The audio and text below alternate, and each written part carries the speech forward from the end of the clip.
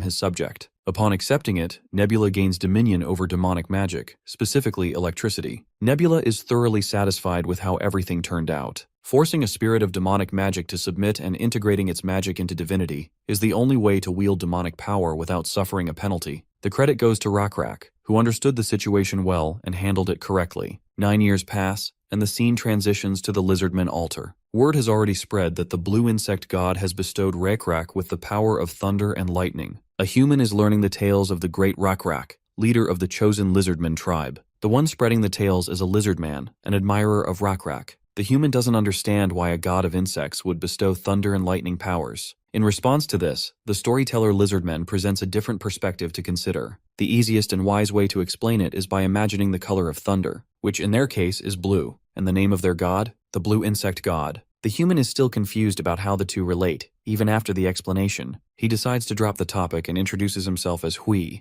and just when Hui asks to know the Lizardman's name, they run out of time for introductions. Down the hill, a few unwanted visitors have appeared, specimens known as gnolls. The Lizardmen ask Hui if he can identify these intruders. Perhaps they are subordinates of Sulkite. The man gives a thoughtful glance and realizes the oncoming threat seems defenseless and lacking vigilance. Not to mention they aren't even armed properly, making them look like wandering gnolls. The Lizardmen applaud Hui for such a thorough description he provided. The mysterious Lizardman finally lets his hood slip off his head, revealing his face as he aims his arrow directly at the target in front of him. The Lizardman in question is Owen. He fires his arrow and electrocutes those gnolls on the spot. This electrocution is enough proof to the confused gnolls that the person they are facing is one of the chosen ones. They decide to retreat with whatever time they have left. Meanwhile, Owen also announces his name, leaving Hui in utter shock. It's Owen, the great storyteller. Meeting him here is an honorable moment for this human. Owen feels exhausted after using his powers and decides to continue the conversation while catching his breath. A while later, he can be seen smoking a long pipe. Rumors say that the chosen ones smoke this pipe right after they use their powers. After blowing out a few smoke puffs, Owen finally feels refreshed and decides to continue their conversation. The first question the man wants answered is what could possibly make Owen serve someone else when he possesses such incredible power? I mean, Hui isn't suggesting he should betray his god, but why must he live such a difficult life, wandering alone in the wilderness? Owen releases another cloud of smoke while mysteriously hinting that he has other reasons too. He is a sinner who once betrayed his own people. Even then, he was given a chance to redeem himself and make up for his mistakes. Through stories and characters, he is to spread the name of the blue insect god and chief Rakrak throughout the continent. He chose to live this way, his own path to repentance, and it seems his efforts have been fruitful so far. There is no one in this region who doesn't know of the Black Scale tribe, and needless to say, Rakrak, the high priest and chief, is held in great regard. Continuing the conversation, Owen asks the man if he too is a wanderer like himself. The man introduces himself as someone from Automation Castle. It's a name Owen has never heard before. The man further reveals his intentions. He is here to find the Black Scale tribe in order to deliver a message from the Lord of Automation Castle. Well, this actually plays out in Owen's favor. He whistles for his companion, which is a giant bird, who rushes back to its master. Unsurprisingly, the man is shocked to see a notorious cockatrice tamed so well. Owen corrects him, saying this animal is called a cockatoo, a hybrid between a cockatrice and a chicken. He then hops onto the bird's back and urges the man to do the same. He is already on his way to visit Rakrak, giving the man a chance to meet the Black Scale tribe in person. Though, for this favor, Owen wants the man to listen to the untold stories he wishes to share. Stories revolving around the blue insect god and the saga of the great Rakrak. The scene promptly transitions to the Black Scale tribe, marching down the road ahead. Yuri steps forward and informs his chieftain of distressing news. The Stargazer's death is drawing near. The Stargazer has requested to speak with Rakrak in his final moments. Rakrak immediately orders the march to halt and decides they will rest here for the night. The fact that the Stargazer himself said his end is near means he truly will die. He has proven to be the greatest clairvoyant after all. This is why they must also begin preparing for his funeral. Tonight will be one of the most sorrowful nights for Rakrak. Cutting to the camp where the Stargazer is resting, Rakrak enters and is greeted by the nurse. She reports the dire condition the old man is in before leaving him alone.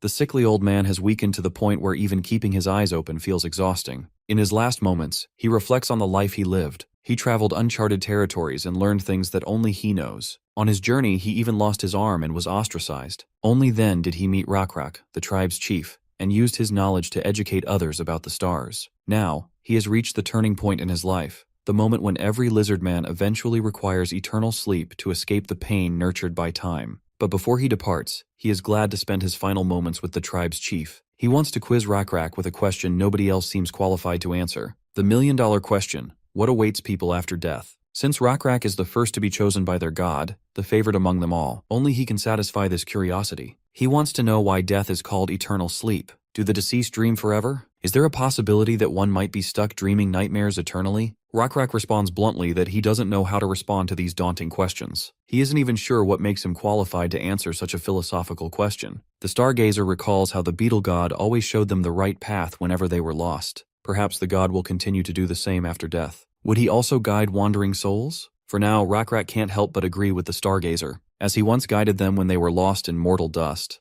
the beetle god will guide them still, even as they journey into the realm beyond. The stargazer has full confidence he definitely will. He is curious to learn more about the afterlife. He doesn't want to begin his afterlife journey by meeting their god unprepared. Rakrak figures that it's more fun that way. He envisions the afterlife as a vast grass field with no horizon, where you can run endlessly, the wind whispering bliss, and the tender grass beneath your feet. Rock mounds to rest on once you're tired, and dynamic weather that shifts with every season. The stargazer hopes he, too, will have his own house in the afterlife, a place to return to whenever he feels tired. He doesn't want a tent that can be blown away with a gust of wind. He wants a solid house he can settle in. The stargazer has always disliked tents. And speaking of which, he is currently resting in one, though he has no complaints. Soon enough, his soul will find a place to settle down. He worries whether the skies of the afterlife will have stars or not. Rakrak assures him that the god is considerate enough. He will definitely place stars in the sky so everyone can find their way home. Right at that moment, Rakrak notices those familiar blue butterflies, a clear sign that the god is watching them.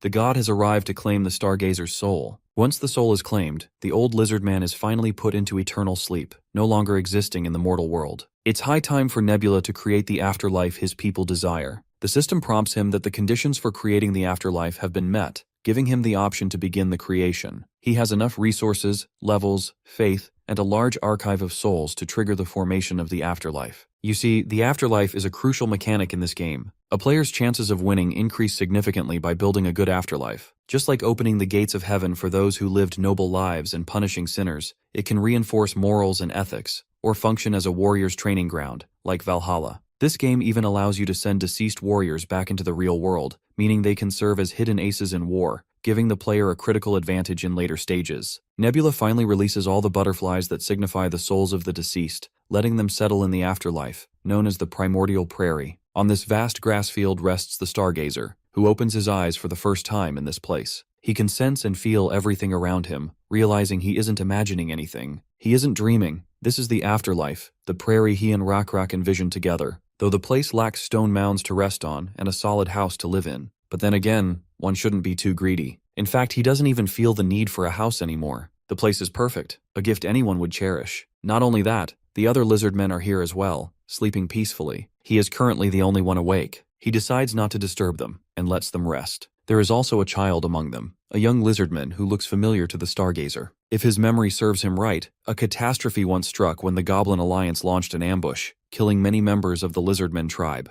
Those sneaky bastards united their clans and targeted only children and the elderly. Stargazer was one of the old ones too. He thought they were doomed with the enemy approaching, but one young Lizardman stepped forward with a weapon in hand, ready to protect those he loved. He was one of the kids Stargazer had taught, the knowledge of numbers and arithmetic. The child understood the situation and knew how to minimize losses, all thanks to the arithmetic he learned. The kid was brave and charged straight toward his demise for the greater good. At the funeral held for the warriors who couldn't return, Rakrak was furious. Everyone blamed Stargazer for teaching the warriors arithmetic. Now they didn't hesitate to dive into danger, ready to expend one life to save two. Rakrak could do nothing but shed tears of sorrow. Even though the warriors made the wise decision, the only thing he could do in such a hopeless situation was feel frustrated. Because of this young man's sacrifice, he became the trailblazer for the other children to learn arithmetic. Anyhow, Stargazer is glad to be reunited with this brave soul. A while later, the Stargazer can be seen wandering around, wondering why they haven't met their god yet. That's when he notices someone sneaking behind a tree. Stargazer begins chasing the unknown figure, and the chase leads him right to the stargazing laboratory. The wise lizard walks forward, millions of thoughts clouding his mind. He wants to know why their god is so benevolent, why they were chosen, what makes them any different from other species. Upon entering the chamber, Stargazer notices a strange contraption on a pedestal, and the entire ceiling is adorned with glittering stars. The curious lizard climbs the stairs, acknowledging that Rakrak was right.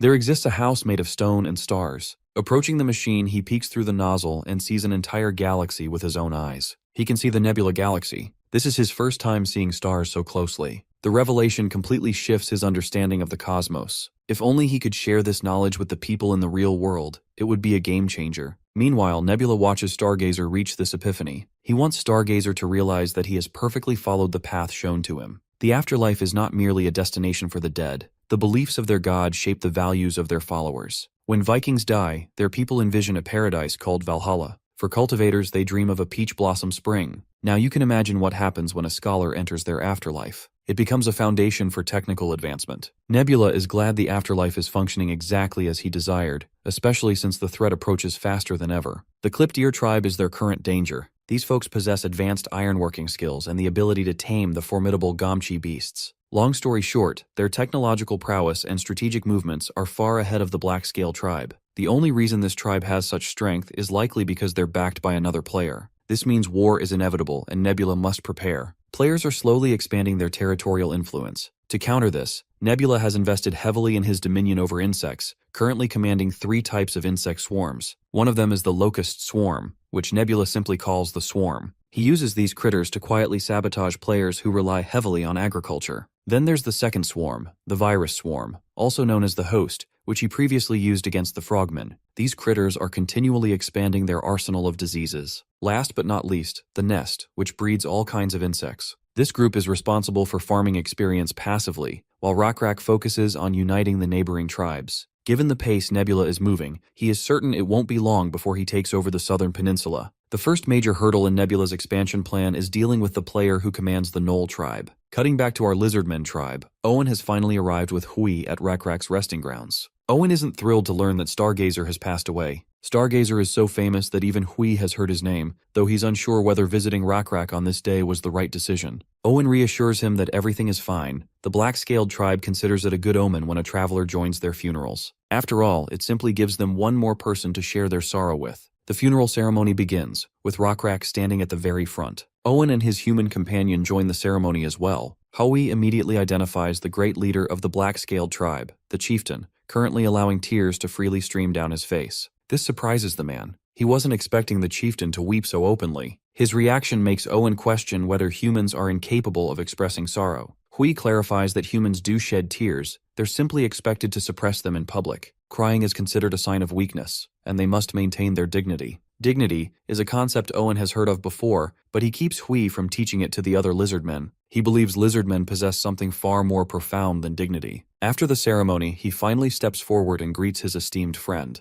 Rakrak is glad to see his friend attending Stargazer's funeral. Then he notices the human guest Owen brought along. Owen explains that this man is a messenger from the Automation Castle, and formally introduces him to the tribe's chieftain. Owen then leans toward Rakrak and quietly spills all the juicy details about this person. A short while later, Rakrak sits across from the visitor. While it is customary to let a guest rest before holding a meeting, Rakrak wants to dive straight into business. The human acknowledges this and begins the meeting by offering a pouch, a gift from the Lord of the Automation Castle. Rakrak grabs the pouch and discovers a salt rock inside. The human explains that rock salt is the Automation Castle's specialty, and this is the first rock salt being gifted with no expectation of repayment. The way Hui is careful with his words, Rakrak realizes that this is only the first rock. More will follow. The man confirms it, only for Rakrak to casually crush the rock with the strength of his grip, grinding it into powder. He instructs Hui to deliver a message back to the Automation Castle. The gift has been received. But the man wants to know why Rakrak destroyed the rock. The chieftain claims it is done to please his god. Sprinkling rock salt on the floor is apparently a ritual that amuses their deity. Of course, the man knows Rakrak is pulling his leg. They continue this conversation back and forth, and the conclusion becomes clear. This is Rakrak's subtle way of saying he has no interest in trading with the Automation Castle. Hui also realizes that Rakrak dislikes diplomatic rhetoric, so he decides to be blunt. First of all, he asks the chieftain why he rejected the offer. Rakrak makes his terms clear. He doesn't like accepting an offer that someone else previously rejected. If another tribe already declined it, then the offer must not be valuable. Hui insists that the Automation Castle prepared the offer exclusively for the Black-Scaled tribe. But Rakrak knows better. It is no coincidence that Owen ran into this man and brought him here. According to Owen, Hui came from the north, not the west. The Automation Castle lies to the west, and the severed ear tribe of Salkite lives in the northern wilderness. This clearly implies that Hui went to Salkite first and returned only after being rejected. Now Rakrak wants the man to be honest. He knows this man is the Lord of the Automation Castle, Co. Hui. Before continuing, here's a quick introduction to the Automation Castle. Though the castle is built of clay, It is surrounded by 5-meter-high walls. Given the technological level of this era, it can easily be considered an engineering marvel. It is also one of the mysteries of the Lost World, with mud soldiers maintaining and patrolling it. Inside this castle of unknown origin, humans and various tribes coexist. From an opponent's perspective, the castle is difficult to breach due to its geographical advantage. The mountain valley it sits in serves as the gateway to the rest of the continent. In other words, the automation castle must be secured to access the continent. Additionally, the castle has a salt mine, which is extremely valuable for livestock and food production. Back to the meeting, Rakrak makes it clear that he does not believe in gifts that come without a price. And if a gift comes from someone hiding their identity, he is even more inclined to refuse. Since the Lord of the Automation Castle is neither confirming nor denying his identity, Rakrak becomes even more certain. He knows the only reason this man revealed his name was to test how much the Lizardmen know about the castle. Inside the Automation Castle, very few people know the Lord's true name or appearance. Even within the 4 clans loyal to him, only a handful are aware of it. Additionally, the name Hui is shared among those of the Lord's bloodline, and Rakrak has heard rumors that the Lord has 2 sons and 3 daughters. It is clear the human standing before him is not a woman, and judging by the wrinkles on his hands, he is no longer young either. This is how Rakrak figured out exactly who this man really is. The Lord of the Automation Castle is thoroughly impressed by how much Rakrak seemingly knows about them. He doesn't recall any Lizardmen ever serving him closely enough for such crucial secrets to be leaked. So it's insane to think that Rakrak figured out this much about the Automation Castle without ever stepping foot inside. The man finally admits it. He is the Lord of the Automation Castle. He also admits that the gift he brought was legitimate. Once again, Rakrak isn't buying that. If there truly wasn't any price attached to that gift, then those greedy Sulcate idiots would have had no reason to reject it. It seems Rakrak has also figured out what exactly the Automation Castle is after. By providing free salt, they want the black-scaled tribe's protection. Once the tribe starts relying on that salt, they'll inevitably worry about the castle being attacked or looted. The downfall of the Automation Castle would mean no more salt for the Lizardmen. Although Hui doesn't deny these intentions, he insists on calling it a trade. He even reminds Rakrak that the deal overwhelmingly benefits the black-scaled tribe, which is why he's curious why Rakrak refused. Rakrak then points out the real caveat. Why should he protect the Automation Castle when he can simply take it over? If he drives out the humans, the black-scaled tribe keeps the castle, the valley, and all the resources. And there it is. This is the exact same answer Hui got from the Sulcate. The reason the deal fell apart. Of course, Hui tries to shut that down by calling it a declaration of war. But Rakrak clarifies that diplomacy isn't a Lizardman thing. They simply choose whichever option benefits them the most. Hui attempts to intimidate him by boasting about the power of the Automation Castle. Rakrak admits the black-scaled tribe would suffer casualties, but insists they can still conquer it. After all, the blue insect god is the one they have faith in. If their god decides to intervene, those tall walls around the Automation Castle will crumble like wet clay, and its soldiers will be crushed under divine might. Not to mention, the Lord of the Castle is sitting right in front of them. Killing him would make the conquest a child's play. The man laughs in response. He's certain Rakrak won't dare kill him, because if he dies, Rakrak loses any way of knowing who the next heir of the Automation Castle will be. At first, Rakrak doesn't think that information is worth much, so Hui decides to teach him a little about a board game called Go. It's a game where players place black and white stones on intersecting lines. The strategy is simple. Surround the opponent completely. Right now, Hui represents one of those stones. This whole thing, this war, this expansion, is just a game of Go played by 2 gods. Rakrak and his opponents are merely the stones, moved by higher beings. The black-scaled tribe has entered the second round, facing the gnolls. This time, the thing at stake is the Automation Castle. Whoever wins this round becomes its rightful owner. Hui already knows Rakrak has been meddling with the upcoming succession inside the castle. Some Lizardmen and their followers have reached out to his children, trying to get them to believe in the Lizardmen's god. By now, some of his children have already begun believing. The cat is out of the bag, and Rakrak doesn't bother hiding it. This approach is the best and cleanest way to take the Automation Castle, a method that requires almost no bloodshed. To understand how Rakrak made all this possible, we cut back to 3 weeks ago. Nebula is suddenly approached by Hegemonia, the second-ranked player of Perished World and his usual rival. Hegemonia tries to catch up with him like an old friend, but Nebula wants him to cut the crap and get to the point. Turns out, the 2 of them are the players chosen to battle for the Automation Castle. The fact that it's still early in the game and the top players are already clashing makes things worse. This will be the final round, and whoever loses is finished forever. Nebula already knows Hegemonia's playstyle. He has insane instincts, multitasks like a monster, and thrives in early game wars, exactly the kind of fight Nebula doesn't want. So instead of a direct war, Nebula chooses a different path. He activates contradictory prophecies. Here's how prophecy works in Perished World. A player can use the skill once their divinity hits level 6. It's basically a quest they assign themselves. Fulfilling it gives huge experience. Failing it is catastrophic. A failed prophecy makes the player lose all experience invested and all faith points tied to it. Worse, it can trigger a random negative event. Now, when two players create prophecies that contradict each other, one gets the reward and the other gets the penalty. Hegemonia is all in for it, though he wants to know what the prophecy should be about. Nebula remembers that it's almost time for the Automation Castle to select a new lord. Only the current lord knows the exact time of the succession ritual. So Nebula proposes a prophecy. Who will become the next lord of the Automation Castle? Out of the 5 children of the current lord, they have to choose one. As long as both players choose different heirs and prophesy that their chosen character will become the next lord, their prophecies are bound to contradict. Hegemonia already has the list of siblings from which they can select. The first is the eldest son, Dan, a man in his early 30s. He is strong, intelligent, and highly trusted by Hui. Since 2 of the 4 clans serving the Lord support him, he is the most likely candidate to inherit the title. Next is Jun, a man in his late 20s. He is the half-brother of Dan, and most consider him weak. He rarely appears in public and has no interest in the throne. He is supported by only one clan, which is from his mother's side. The third child is Jin, a woman in her late 20s who shares the same mother as Dan, the Lord's legal wife. She likes to disguise herself, sneak out for parties, and mingles well with brutes like hunters. She has the backing of the last remaining clan. Fourth is Kyung, a woman in her early 20s. She has a different mother than the first and second child,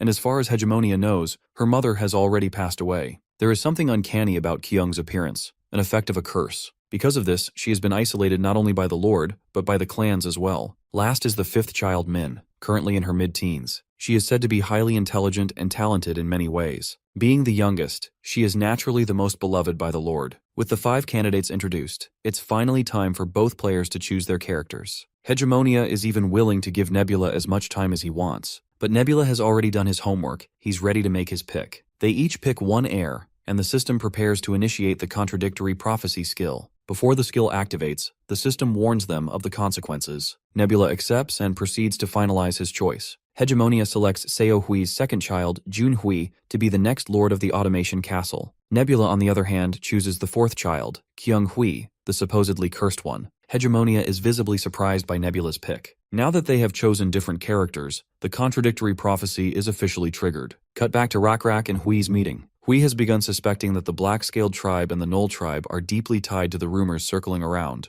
and the fact that he's still alive after meeting the chiefs of both tribes only confirms it. Their gods are in conflict, and he is merely a stone on their board. Rakrak finally speaks to wrap up the conversation. Hui has 2 choices. He can choose Salkade or the Black-Scaled tribe, the Gnolls or the Lizardmen, the Raging Teeth god or the Blue Insect god. Of course, this isn't as easy as it sounds. It's like choosing between sticking your head into the mouth of a saber-toothed tiger or a cockatoo. Rakrak assures him that the cockatoo is the better option, but according to Salkite, the tiger's mouth is better. For now, Hui doesn't want to choose either tribe. To Rakrak, this sounds like Hui is surrendering himself to the fate of being just another stone. Hui decides to end the discussion and prepares to leave. But before departing, he asks Rakrak one last thing. Rakrak is also a stone on the board. Doesn't that make him angry or afraid? The Lizardman simply smiles and promises to answer once everything is over. A while later, Hui reunites with his crew. After shaving off the beard he grew over the journey, he mounts his horse and heads back to the Automation Castle. Around 3 weeks earlier, we see Kyung Hui struggling to climb a mountain alone. Well, climb isn't quite accurate. Her cart full of salt rolled off the narrow path, leaving her clinging to a rock for dear life. Here's some background on Kyung. Ever since she can remember, she's been told she's cursed. She was shunned by the clans, accused of being the devil who killed her mother.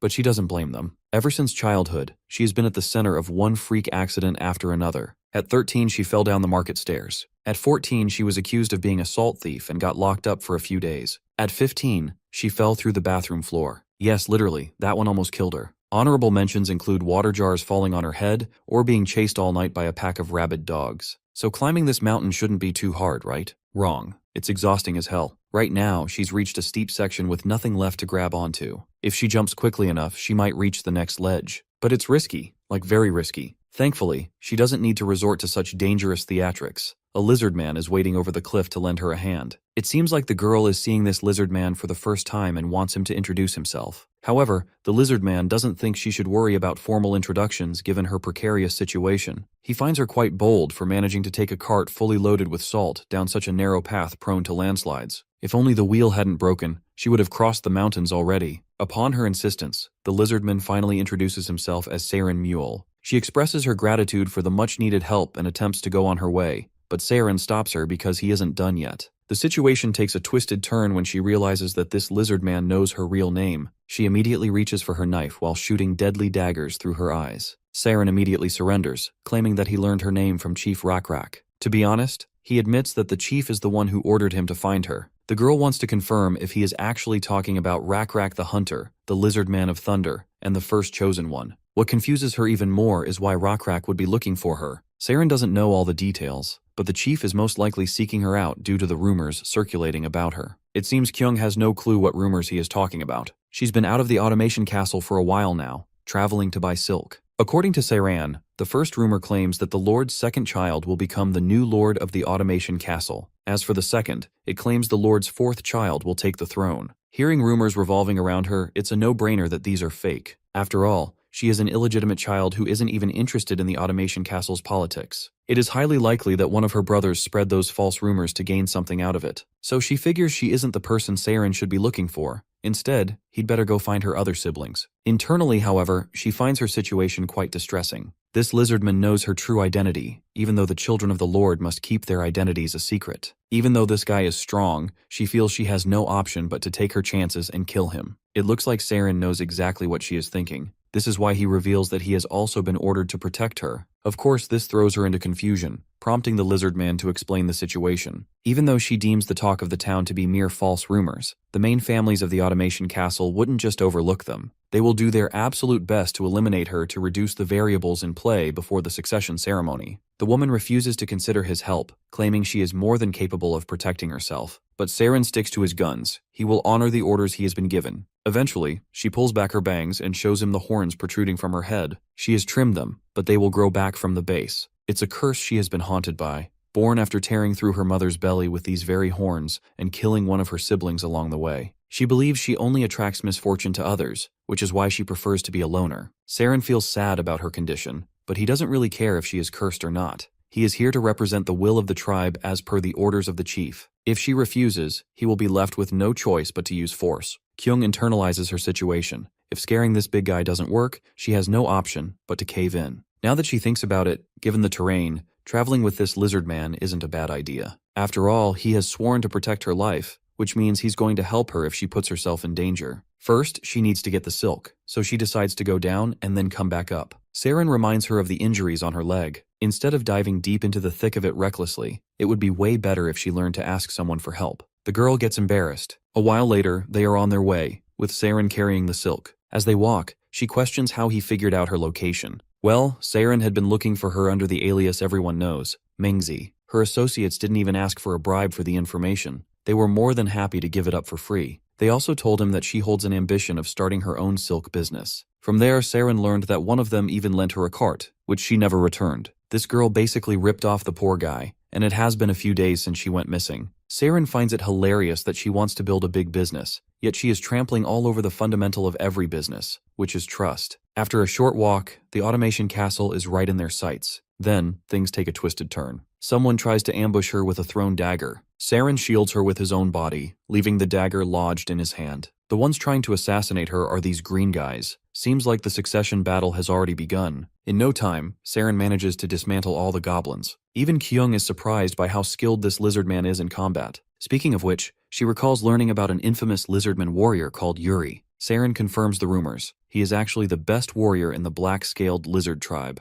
In fact, he learned all his techniques from Yuri. As for how he learned the art of medication, he picked it up from Zayal when he was working as her errand boy. Zayal is the one in charge of the black-scale tribe's internal affairs, as well as the wife of Rakrak. Since Siren had been under her supervision, it's no wonder he is a talented individual and picked up a few tricks. Furthermore, the fact that he learned how to fight from Yuri explains why he holds an important position in the tribe. The fact that someone like him came to protect her might be a huge game changer. Suddenly, she gets shocked seeing Saren handing over her silk. Of course, she doesn't like the idea, but it's crucial to act sycophantic. A while later, they finally reach the automation castle, only to realize that the gates are closed. Authorities are preventing people from entering. Kyung approaches one of the travelers and questions why the doors are shut. The fox guy warns her in particular not to enter, especially since she is a silk merchant. Even if she enters, she won't be allowed to exit. It goes without saying that some internal affairs are causing distress in the automation castle. In the household of the Gyo family, Kyung meets her business partner Gyo Jung, who lent her the cart. Instead of feeling gratitude, she is out here lashing out at him for lending her a defective piece,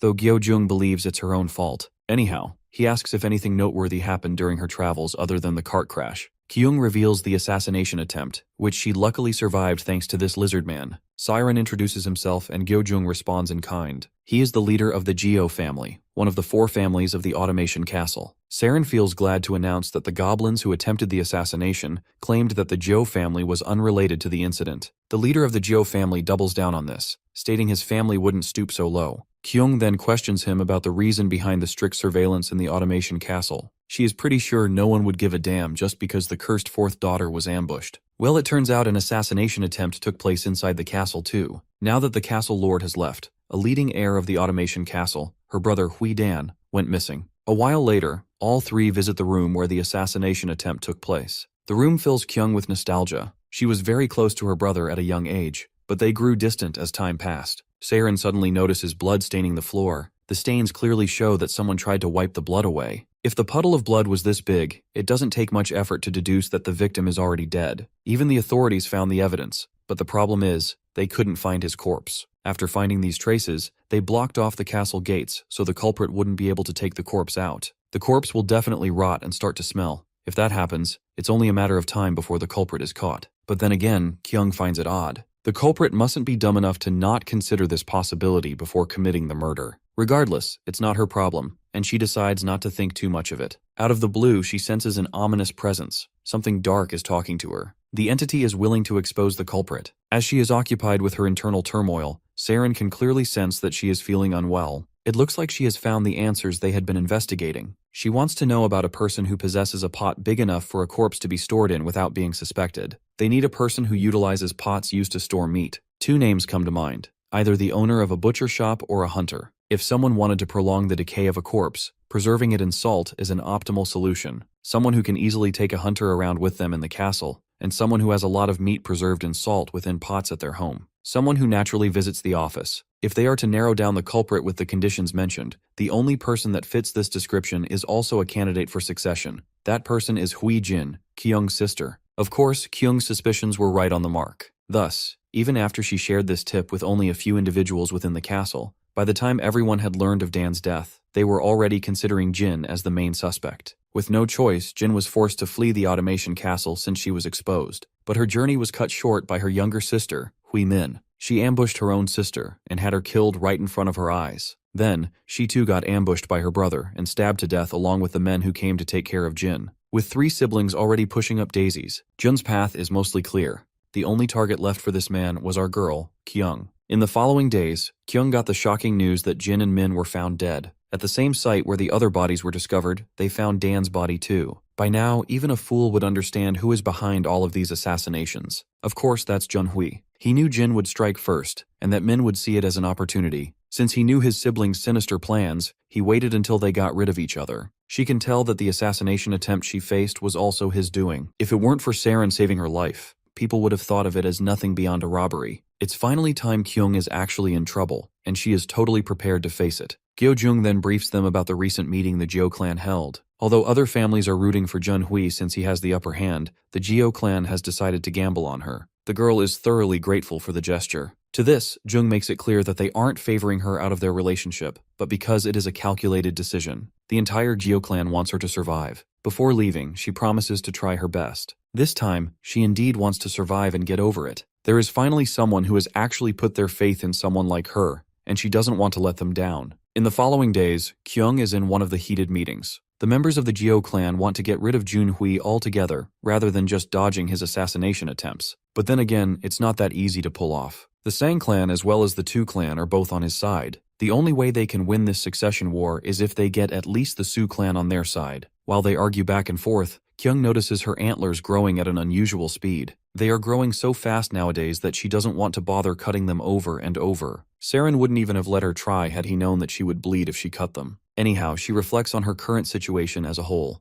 A week ago, she was just running around trying to do some silk business. Now, she is stuck here fighting for succession somehow. As if on cue, a reporter comes running to report the early arrival of the Lord of the Automation Castle. It is estimated that he will probably arrive by tomorrow morning. Also, there is a message that scouts wanted to reach Kyung only. As he leans closer to whisper the juicy details to her, we realize that this bastard is an assassin too, but he is quickly dealt with by Kyung's bodyguards. The guy was taken down before he could even swing the dagger he was hiding. This guy was actually from the Geo clan, which means that he was bribed by the opposing party. To think that they can't even trust the people around them only makes the situation worse. To make matters worse, a full-blown battle has erupted outside. Junhui is dead set on taking care of her before the Lord of the Automation Castle arrives, which is why she is told to flee before things take a twisted turn. They've got no choice but to use this underground pathway. The girl is not really thrilled to walk through this underground gutter, but they have no choice and eventually hop inside. As they walk through this stinky place, Saren isn't expecting the girl to hold up so well. Unsurprisingly, she claims that she already has first-hand experience falling into latrines before. She almost died that day when she fell, but thankfully, a huge pile of excrement cushioned her fall. She then further rolled down all the way to the sewage without getting hurt, but there wasn't a single ray of light in there. Just when she was about to succumb to her terrible fate, she saw floating lights. She followed that perilous lighting and managed to get out of the gutter. The insects that showed her the path were fireflies, and the fact that those insects don't really belong in a place like this speaks to it being a miracle. Well, it doesn't take Saren too long to realize who exactly rescued her. Though he doesn't say it out loud, he pretends that it must be some different species that stumbled into this latrine.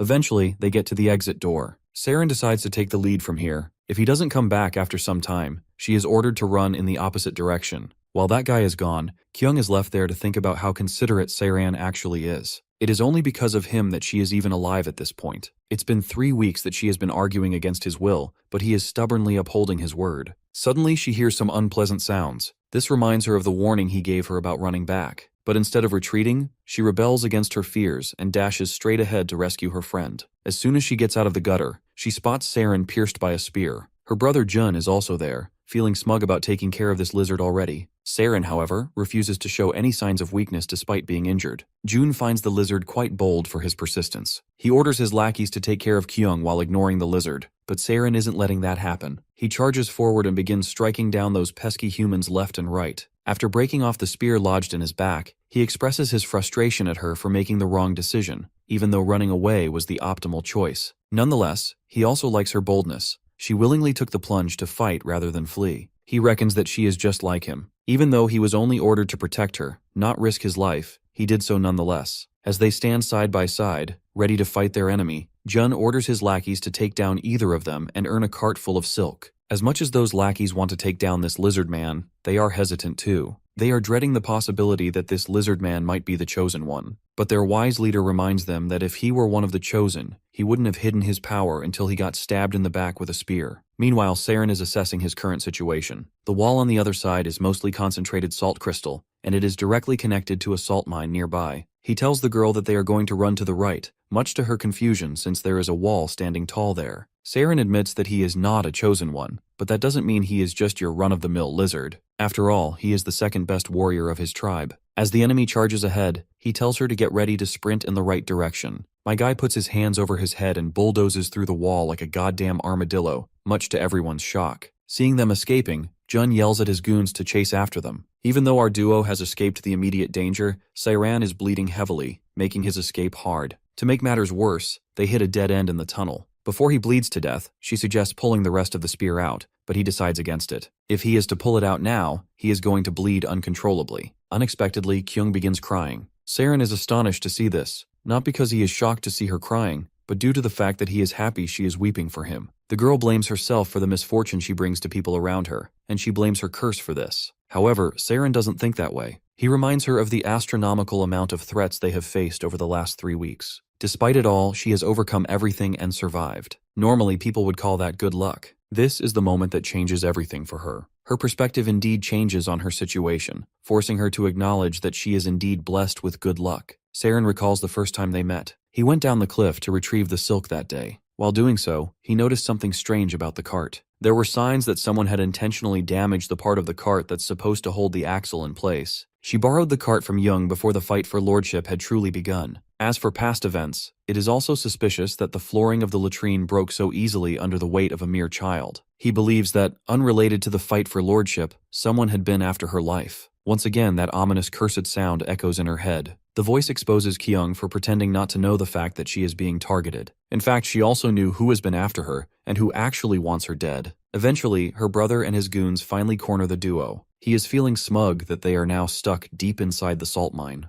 They won't be able to break through the walls and escape like before. After getting the signal, the underlings rush toward the injured opponent. Currently, the only thing Saren is banking on is the luck that has always helped Kyung escape deep shit. And then, a miracle finally happens. A blob of electricity begins to materialize between the two parties, and out pops the stingray. The stingray has arrived to announce the good news. Siren Mule has been chosen. The lackeys don't understand what this creature is yapping about. As for their scummy leader, he is losing his patience and yells at them to charge the front lines. Meanwhile, Saren is quite astonished to become one of the chosen ones. After all, there had only been 5 people from his tribe. Counting him makes it 6. The only other possibility is that one of the existing chosen ones has died. And that person is Stargazer, leaving an open spot for a successor. Since Saren is the second most courageous person in his tribe, he is qualified to take the mantle. From now on, Saren will be acting as a proxy for God's will. Those who carry God's will possess the ability to borrow and draw upon God's power too. From this point onward, he is officially one of the chosen ones. Looks like the tides of battle are about to turn. Since the monster has disappeared, the leader orders his minions to seize the opportunity and strike. The goons unsuspectingly begin running toward their demise. As for our Chad lizard, he is out here totally supercharged with electricity. After yanking the spear out of his belly, he quickly cauterizes the wound to stop the bleeding.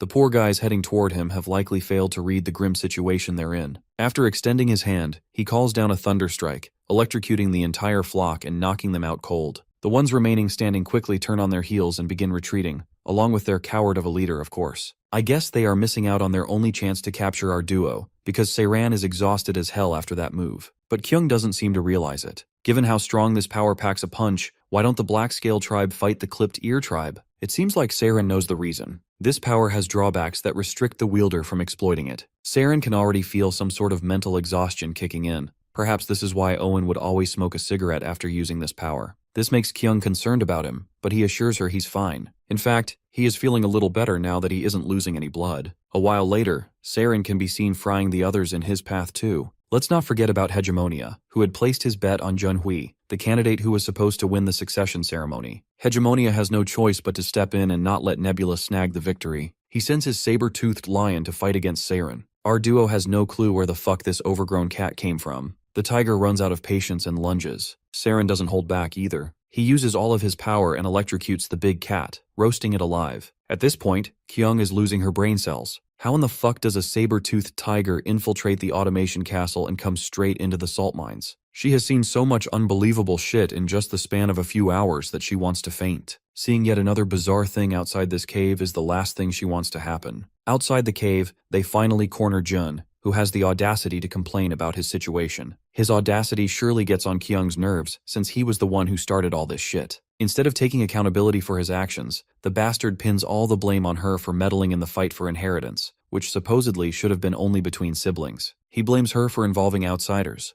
a species that poses a direct threat to humans. The guys hiding behind our duo suddenly launch an ambush, only for them to get slaughtered unnecessarily. Jun can't believe his stupid eyes. The display of sheer stamina and strength this lizard man is showing is unfathomable, especially given the fact that he should have collapsed from exhaustion a long time ago due to blood loss. Finally, our girl snaps back at this hypocrite of a brother. He is the one who is detrimental to the development of the Automation Castle. The Automation Castle is a place that lives off trade, but by not getting involved with nearby forces, they are voluntarily isolating themselves. Because of that, the Automation Castle's influence may weaken, and nearby forces who harbor ill intentions might invade the castle to take control. If only her brother were a little smarter, he wouldn't have made these stupid decisions. On the other hand, she ain't dumb and numb-minded like the rest of her siblings. She has a desire to do something far greater for the cause of the Automation Castle, rather than being selfish. Seems like her words have no effect on this low-level scum. He claims he never considered her one of his siblings. With that declaration, he spreads his fan, which clearly indicates that the guy is up to something. Perhaps it's some sort of signal. She suspects this gesture is meant to alarm a hidden assassin somewhere in the warehouse in front of them. Well, there is indeed an arrow heading toward them.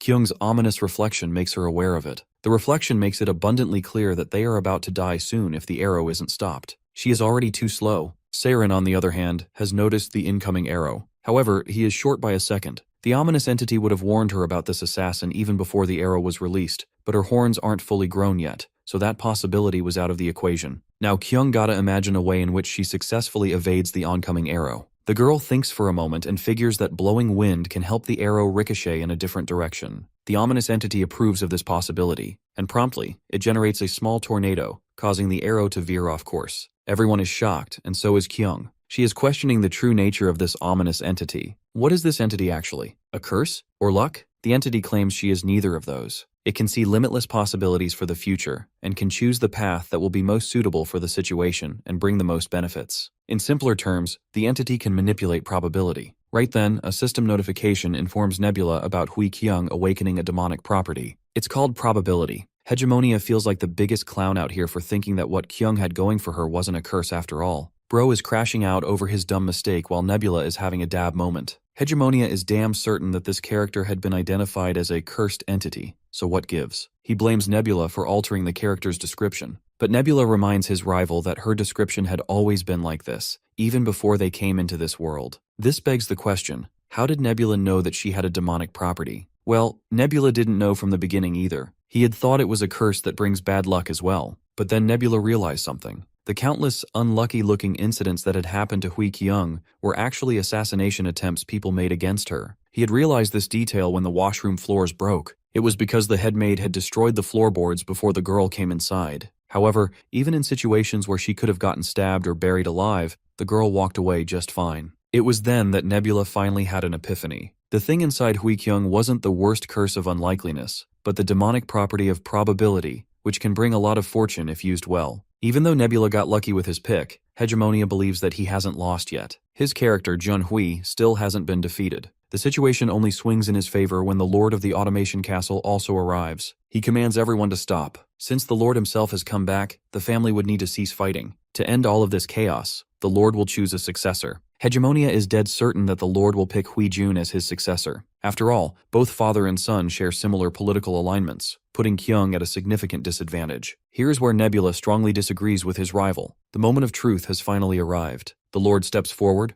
orders the skirmish to cease, and decides to announce the next successor on the spot. But before he makes his decision, Kyung wants to ask a fairly simple question. Why have you tried your absolute best all my life to assassinate me? This takes the Lord by surprise, though he seems prepared to encounter this situation. The spectators, as well as Jun, are shocked to hear her bold accusation. The Lord doesn't deny it, but wants her to confirm since when she found that out. The girl claims she knew about it for a long time now. She just decided not to think about it and overlooked it. She just never wanted to believe it. The truth is, the reason he tried to kill her was the fact that her mother passed away while giving birth to her. She also knows that he intentionally tainted her name with the cursed label, a lie he stirred up by himself. The father finally confesses his wrongdoings. His wife's body was too weak to give birth, and thus she passed away. That woman was special to him, and losing her inflicted an astronomical amount of pain upon him. At that moment, the only word that came to his mind was curse. The father chose to believe that Kyung's horns were the curse that caused her mother, Ryo's, death.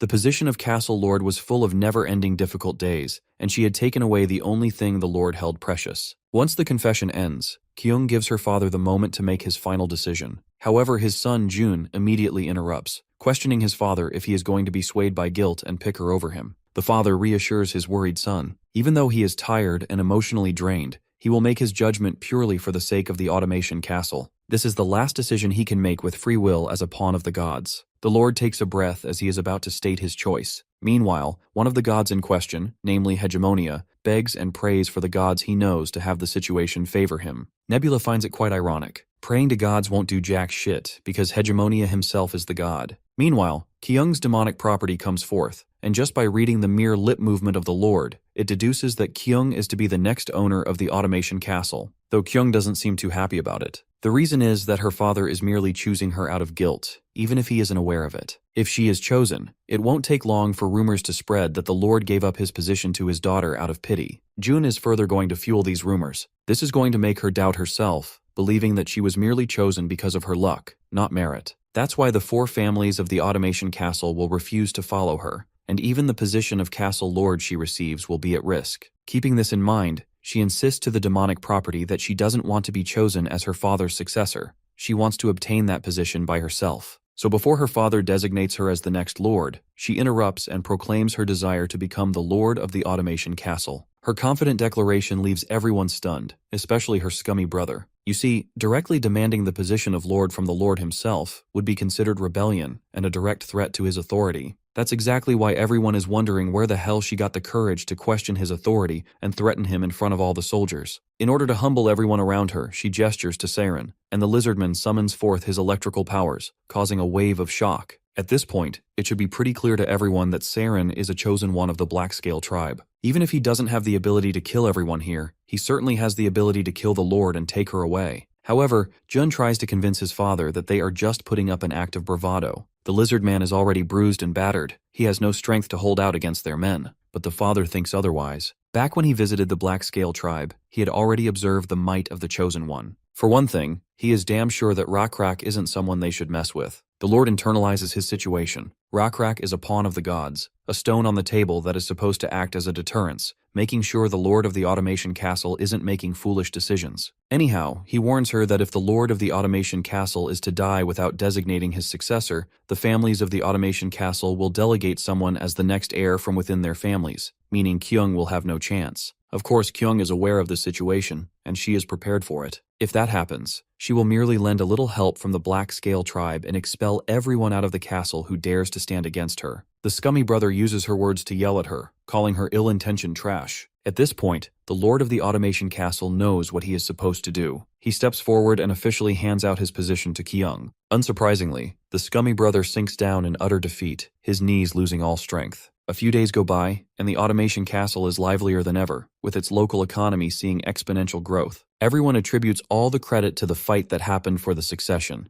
The economic shift and potential growth are insane, with more and more traders visiting the place. Species of different races and people from different walks of life are all coming in. The important four families have been quiet given the growth of the Automation Castle. This clearly indicates that they aren't rebelling against the new lord's drastic decisions. Unsurprisingly, Jun is out here listening to all this pleasant gossip spreading around regarding the positive change that the new Automation Castle lord has brought. Being the scummy brother who got defeated, he can't stomach it and decides to sneak out of the castle during the night. He plans to abandon his home and find somewhere else to amass influence and power, making sure he returns with a bang. As he is about to depart, Saren walks into the scene, interrupting the guy's flight. They argue for a while before Jun is on his way, since he isn't entitled to tell others where he is going. Well, Saren agrees to this much. Jun doesn't owe him any explanation. However, he wouldn't like someone like Jun to live much longer, as he could become a pain in the ass later on for the entire Automation Castle. As the man rides his horse out of the castle, an assassin goblin leaps up from the castle wall upon Saren's gesture and claims the bastard's head. With Jun officially dead, Hegemonia has finally lost to Nebula. Nebula likes how his rival is acknowledging his defeat so gallantly. But then again, acknowledging defeat is part of the process that helps you grow to become a better player. After Hegemonia acknowledged his loss, he left without any resistance. He promised that he would take the Knoll tribe across the continent and go until they reached the end of the West. It seemed he didn't really care about failing the prophecy, nor was he worried about the consequences of failing a prophecy. He is going to march forth while absorbing techniques from the continent's residents. With the withdrawal of Hegemonia's species, this gives Nebula an opportunity to use the already paved roads and increase his forces. The North Shore regions and the peninsula's southern half are all coastal areas, so Nebula might get the opportunity to utilize that. The abominable god those frogmen had with them possessed dominion over the sea,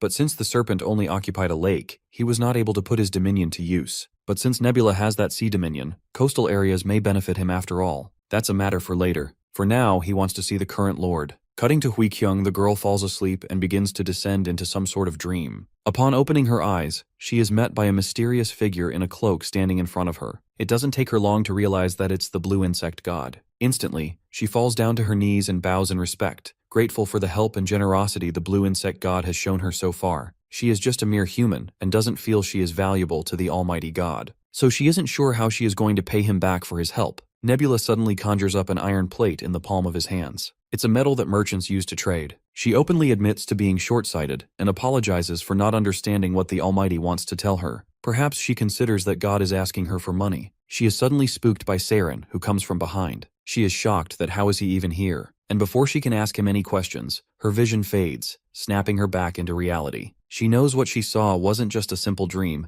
but she has no clue what the blue insect god was trying to tell her. Since he was showing her that iron plate, perhaps it's something related to that. Just as she is brainstorming what that plate might mean, she hears someone boast about the quality of the silk in the market. It's some lizardman who is selling the silk, and the buyer has never seen such fine material before. The buyer introduces himself as someone who traveled from the west all the way here. It's a place where the sun dawns. With the Knoll tribe displaced, the road from the west was finally open for him to pass. The lizard man is glad to meet someone from the west and wouldn't mind trading with him. The buyer, who is supposedly a troll, wants to buy all the silk. In exchange for that, he is willing to give iron plates. He has an entire pouch of these iron plates and is hoping that it would be enough to justify the price of the good quality silk he is getting. Well, the lizard man seems happy to see the amount and instantly agrees to hold this trade. However, Kyung interrupts the transaction and wants this troll to put his money back. She has already purchased this silk. The troll doesn't seem thrilled to hear it and wants the lizard man to confirm if it's true. Under the sharp gaze of Kyung, the poor lizard man has no choice but to validate the young girl's words. Not wanting any trouble, the orc proceeds to be on his way. Well, the only reason she interrupted the transaction is the fact that the lizard man was selling it at a very low price point. The lizardman argues that their transportation cost has lessened ever since the Knoll tribes left, so selling the silk at such low prices still fetches a good amount of profit.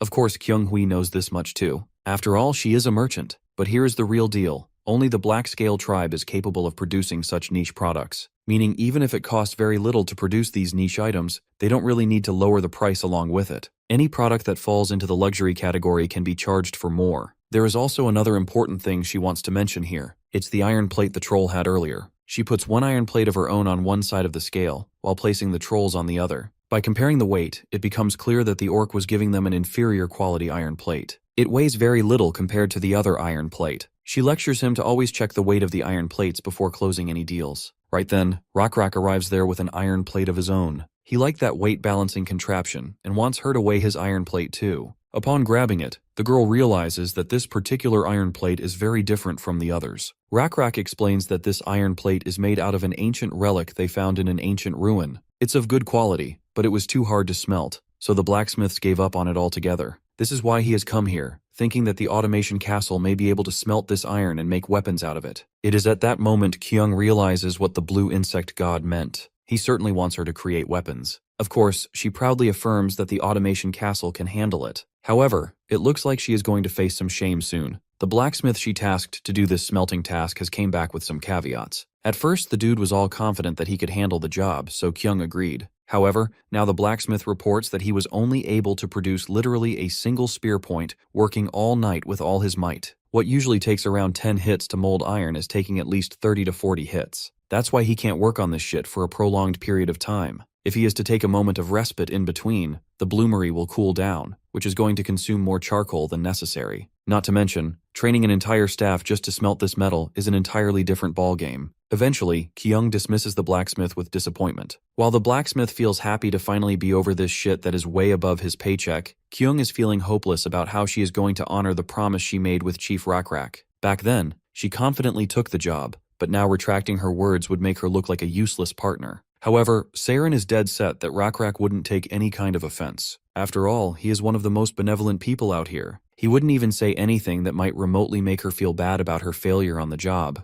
Saren may be right, but Kyung still doesn't want to lose face like this. Eventually, she decides to utilize her last resort. She wants him to follow her, as there is something she's got to confirm for herself. They eventually descend into a dark corridor, where they stumble across a mud monster cruising around. These creatures have free will of their own, so no one in Automation Castle can boss them around. However, these mud dolls aren't the highlight of this visit. She eventually opens the door and shows Saren what lies behind it. Well, there is a water wheel spinning with the help of a waterfall. It's the first time Saren has seen such an unusual contraption. This waterfall is Automation Castle's water reserve. Thankfully, it's located inside the inner palace, so there is no way in hell the enemy can loot their water. The important detail to note here is the wheel under that waterfall, a kind of contraption that helps produce incredible power without rest. Kyung not only wants to utilize its power to smelt iron plates, but she also wants to evolve this power source to revolutionize the entire Automation Castle. For that, she wants Saren's help, and the guy is willing to lend a hand. A few days later, Kyung has already started working on new blueprints for their advanced water wheel, designed to generate more energy than they've ever had. They have increased the height of the waterfall and added extra wheels for additional power. She seeks Zale's thoughts on the blueprints. Unsurprisingly, she approves of the new design. Since they have enough water flowing, she is certain that it can spin all the wheels. Though implementing and building this new design will require a lot of manpower, resulting in the need for a substantial budget. After all, they would need to import sturdy wood that doesn't grow in this area in large quantities. Kyung isn't concerned with money-related problems, but even if they have enough money, Zael wants her to look at things from another angle. The main issue is whether they can actually make all the spending worth it. Kyung's position within the castle is already quite weak, and using a large lump of funds to gain barely anything in return would attract a lot of criticism. A few days later, Kyung can be seen sitting alone, brainstorming new ideas. She even invokes her demonic property of probability to foretell the future for her. The demonic property clarifies that she doesn't wield the power of prophecy. Like, she can't see the future and predict what is going to happen. She can merely manipulate the current moment to tilt the odds in her favor. In simpler terms,